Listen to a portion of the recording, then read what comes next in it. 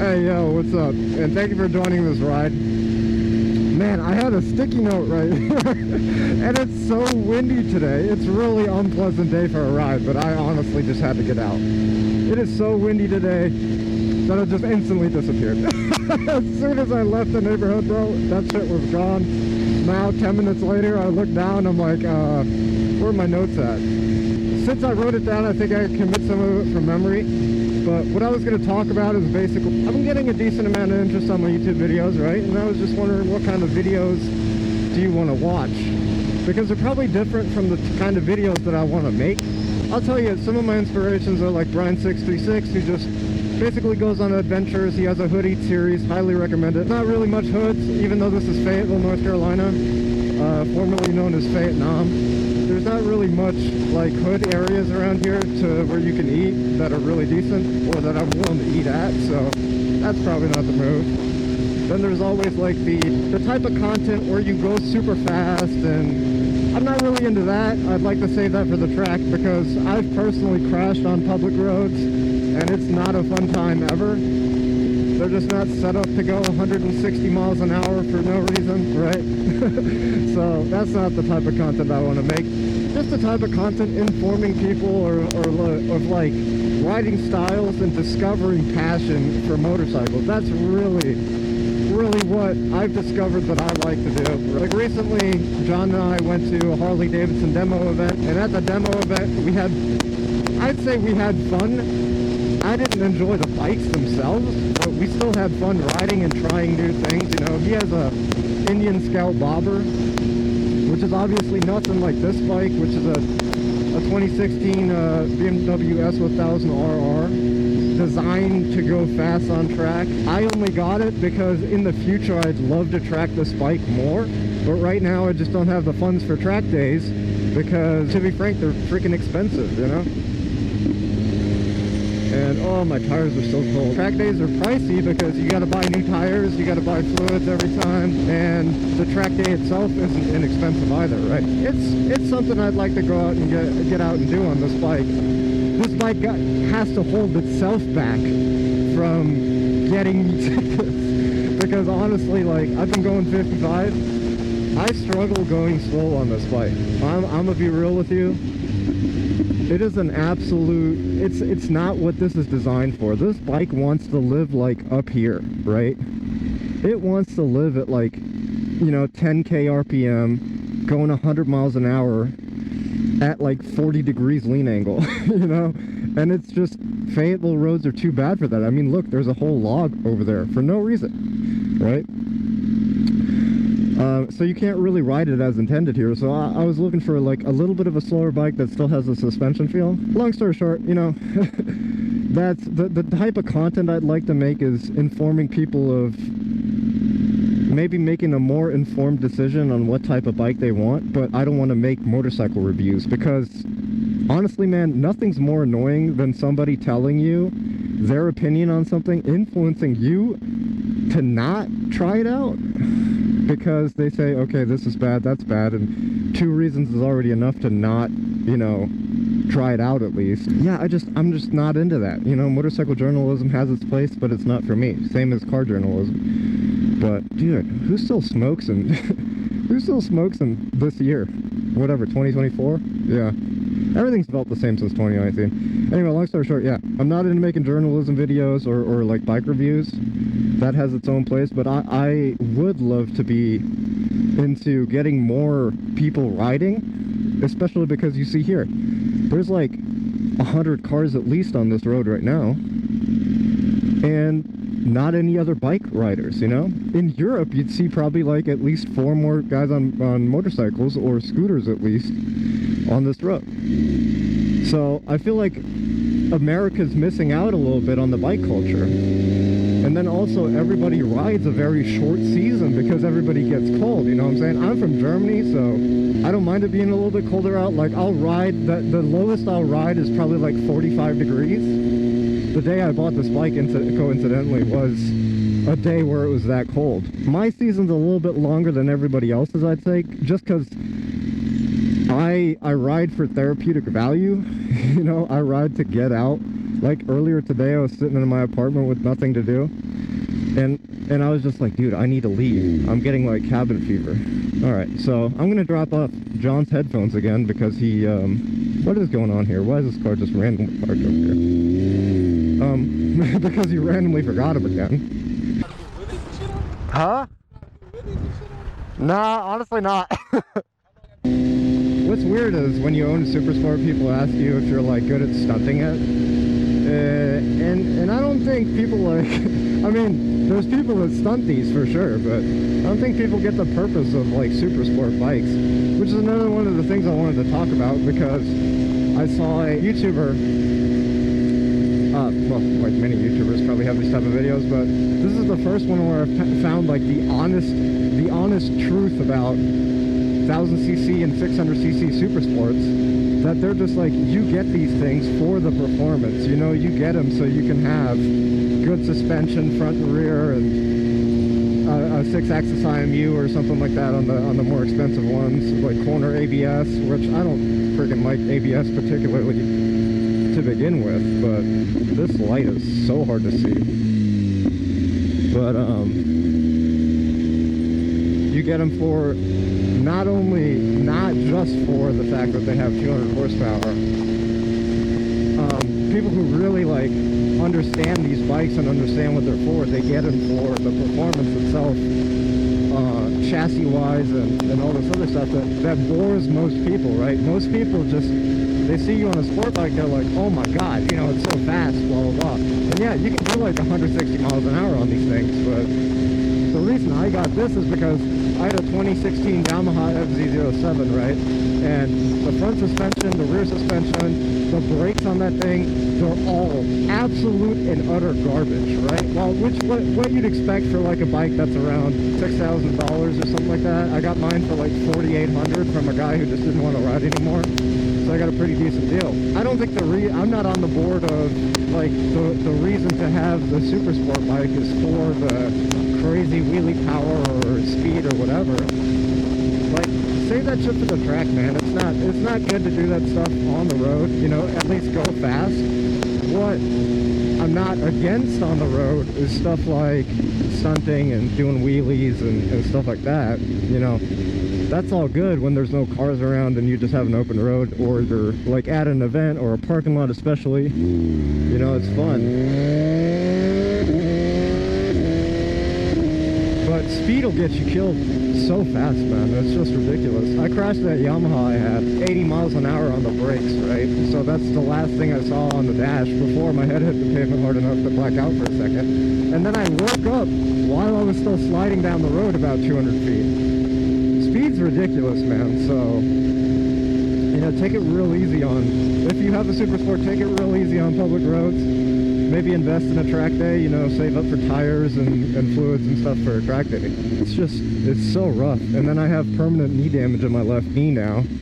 So, which kind of makes it challenging to ride bikes sometimes. Especially makes it challenging to walk up stairs. You gotta watch out for the performance that these have and really respect them. But on the other hand, that's something I really love about this bike. Ooh, 5.0. It's a terrible place to stop a guy. On the other hand, that's something I really love about these bikes is just how responsive they are, you know? Like, you want to lean to the right or to the left, it instantly does it. You know? You want to go fast, you're instantly in the power band if you want to be, you know, just downshift and then you're up there. And you have 200 horsepower at your disposal, you know? It's awesome. It occupies your brain 100% of the time, which is why I'm having such a hard time making this, like, saying what I'm trying to say, because I'm so occupied riding this bike, and you know, you're really in the moment. And once you're comfortable on these, like, people ask if, are they good for a beginner? I wouldn't say 1000cc is good for a beginner. I'd say a 600cc is fine, right? Like, my first bike was that 2017 Yamaha FZ7. It makes like maybe 60 horsepower, you know, has a lot of torque, and it gets going to, I don't know, 120 or something like that, but it doesn't have any rider aids like a 600 would, like a modern one at least. It doesn't have ABS, it doesn't have traction control or anything like that. So would I start riding on a 600?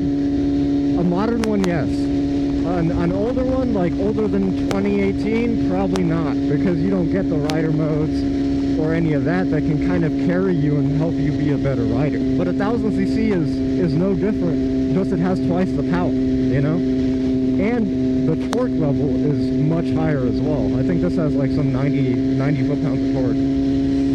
But that's really the only difference.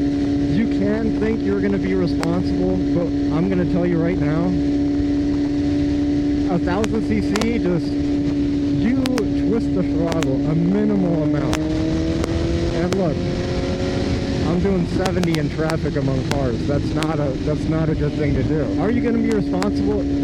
I think I have a lot of discipline. Like, I don't really eat sweets, I don't eat sugar, you know, and I know that's a weird comparison to make among motorcycles, but I stay in shape, I exercise, which is another thing you have to do when you ride super sports bike, is you have to be athletic. Like 90% of this is like doing a lightweight deadlift for 20-30 minutes at a time, you know what I'm saying?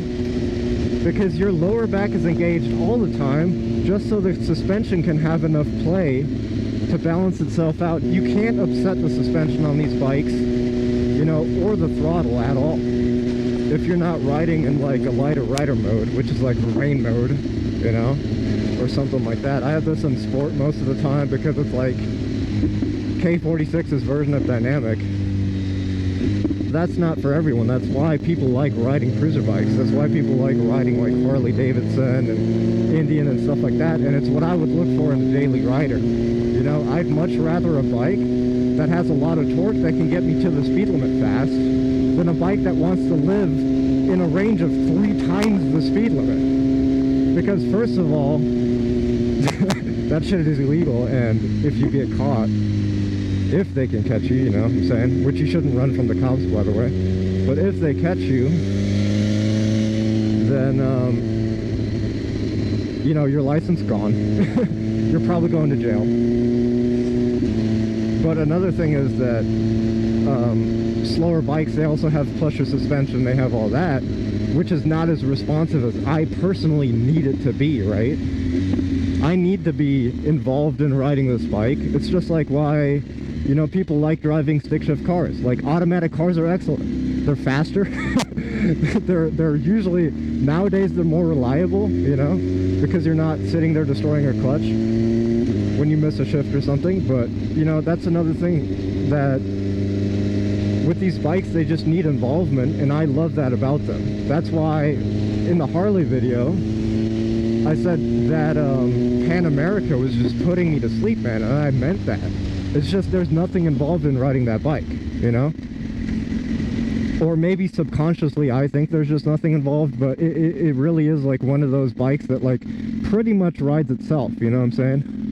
A super sport, like, you turn the handlebars slightly, you're at, I don't know, 40 degrees lean already, you know? And if you're not prepared for that with your body position, or you're going a little too fast into a corner, you can end up seriously hurt. But then on the other hand, that's why people like super nakeds or naked bikes so much, is because it's much more plush ride, you know, it's much more meant for the street. It's torquey, but also doesn't have enough horsepower to absolutely sauce you into a wall at like 300 miles an hour. Or like this, even going over that simple bump, my throttle goes enough to like jerk the bike, you know? So it's not for everyone, and it takes an absolutely insane amount of discipline. I'm not, and this is not like humble brag, like I have some sort of crazy amount of discipline, but it's just the truth with these bikes is that they take a lot of concentration to ride, which is why I'm having, again, such a hard time making this point. Maybe I should talk more on like parking lots or whatever. That's what, I think Skyum or something was that guy's name. But yeah, he was talking on the parking lot as well. What makes it good makes it bad for certain things at the same time. It's funny, as I was looking at John's bike earlier, the Indian Scout 1200, and I was just like, man, I really want to go for like a chill ride today. I don't really want to go for like an exciting ride, which every one of these rides on this double R is. You know, you're always involved, you're always in tune with this machine, because otherwise you just die. But I was like, man, I'd really like to go for a chiller ride today. Should I take that bike? And then I thought, no, because I really want the video content to be about why 1000cc bikes are, or what makes a 1000cc bike, first of all, so good for me personally. But then again, you know, another thing that sucks with this bike is it's spoiled other machines for me, right? Because to be fair, in my opinion, comment section, in my opinion, this is the best generation S1000RR that BMW has made, and the BMW S1000RR itself is one of the best bikes ever made. So every time I ride something that's not this, I'm just like kind of let down by features, you know. The brakes on this, even though it has a Nissan master cylinder, I'll always rag on BMW for that. Why would you do this to us? Put a Brembo on there. You know, even though it has that, it has amazing suspension. And it has amazing performance. Like, I don't even think, or last I checked, well, I don't know, I think it has like 205 or something horsepower on the new S1000R, but the new S1000R also has a dead spot around like 3,000 RPM, right? So again, it's not great. Oh, and by the way, if you guys have a question why I'm always riding in like 4th, 5th, 6th gear or something, it's because his exhaust is so loud that personally it annoys me trying to edit the video to make it like sound okay. Honestly, if you have a lavalier mic connected to a GoPro, like your audio is already bound to be trash. So that's just to mitigate the trashness of the audio, because I want you guys to be able to understand what I'm saying. Just owning this bike has like ruined a lot of other bikes for me because they're just worse. You know, and even newer ones. Even the newer version of this, I haven't tried yet, so I can't honestly express an opinion about it, but I already have like this feeling in my gut that I'd be a little let down, because I just love this one so much.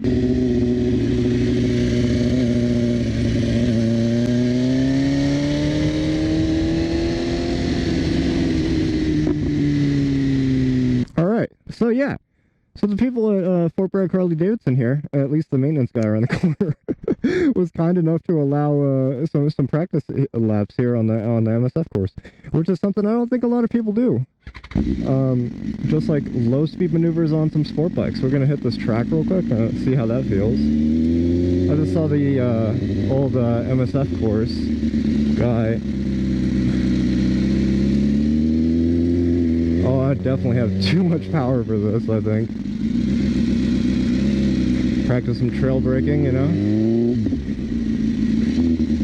Take the brakes into the corner, drag them a little bit. I think I'm going a little too slow for this. Also a lot of clutch work because this bike has too much torque for this. I think 90 foot-pounds of torque or something ridiculous like that. But yeah. I'm gonna try this box here too. I think it's like a figure 8 or something. Last time I was here during a demo day, the man said you're allowed to. Oh fuck! I think you're. Yeah. So the figure 8 isn't happening. Last time I was here during a demo day, the man said you're meant to like do like one of these. I think we're gonna try to turn our head some more.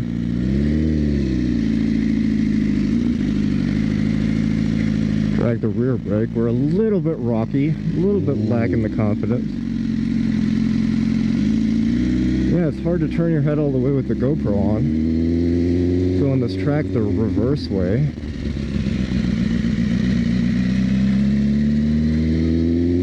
So a funny story is seeing those red lines right there. These red lines here are the emergency braking lines, right? And the first time I took my MSF course, I completely sauced it there. We had like Suzuki SX250s, I think. Like I never had ridden before in my life, right? I'd only ever ridden mountain bikes. So what was I saying? This story about the emergency braking disaster. I said this in the super video as well, or the Cars of Fayetteville or whatever I named it, but basically what happened at the time is in the military, I took the MSF course, right? And they had these like Suzuki 250 SXs or something like that. And I got to the emergency braking section, like the very last thing. And prior to had already laid the bike over doing one of these corners because I effed it up. And I basically, long story short, accelerated to like 30 miles an hour, which you're supposed to do, I think, 10 miles an hour less, right? And then completely locked up both the front. So it lifted the back wheel of this bike off the ground, which I didn't expect this bike was capable of, right? Because it's like a little 250. It lifts the back wheel off the ground, and as soon as the back wheel in the air, because I pulled the clutch as well, in the air, the back tire locked up. So as soon as it hit, it just bounced once, and then it bounced again, and it slid. And I just like, I did one of these like S curves, and it just yoked me off the front of the bike, and the bike just toppled over, right? So I failed the MSF course first time around I took it, which is pretty crazy because I don't think a lot of people do. It was a really humbling experience. So yeah, coming back out here, back to the roots, you know, it's always fun. I just wanted to make a short little video explaining that, you know, and I think it's Skyum or something. Hold on, I gotta look this up real quick. Anyway, big shout out to Skyum. Has an excellent video. I'll link it in the video if I can, but I'll link it definitely in the description or in the top comment below. It's an excellent video covering like the sport bike ergos, why these bikes are so dangerous to ride if you ride them wrong, because you have to pay such close attention to what you're doing on these things that it, you know, it requires just like a level of input that not a lot of people, first of all, are used to having to put forth, and then also it requires a level of athleticism that, you know, not many people probably have. No offense, but I'm not calling everybody fat. But, you know, it takes a lot of lower back strength. It takes a lot of thigh strength to hold yourself on this tank for dear life, you know, when you're going speeds that you're holding on for dear life. And I just wanted to cover that real quick. It's not a gatekeeping trying to say, oh yeah, you're not able to ride these. I started on a Yamaha FZ7, which is a really torquey, slower sport bike, right? It's an upright bike. It's much more manageable to ride on this. Do I think I could have started on an R6? Probably. But I have a humble brag. I have a huge level of self-control, right? Ever since I was in the military, that became really evident and exacerbated through that period of my life. So it takes an incredible amount of self-control to ride these bikes daily and on the road and safely. I just wanted to put that out there, you know, in case you were looking into getting one. This one specifically, highly recommend it. K46 BMW is, in my opinion, the best bike ever freaking made. I love this thing to death. I'll probably... I don't think I can get rid of it. So here's another thing about leader bikes that, or sport bikes in general, that you would have to figure out yourself on a like mental health wise. Because earlier in the video I said, you know, I wanted to ride John's bike because I didn't really want to put the mental effort forth in riding this. Another thing mentally that I was unprepared for where I got one of these is the amount of people that want to talk about it, right? So I'm a pretty introverted guy, right? Like, I have conversations with myself in my helmet, which is probably like a psychopath thing to do. I'm not usually ready to just spontaneously talk about my bike with people or myself with people or whatever. I'm like terrible at interviews as well.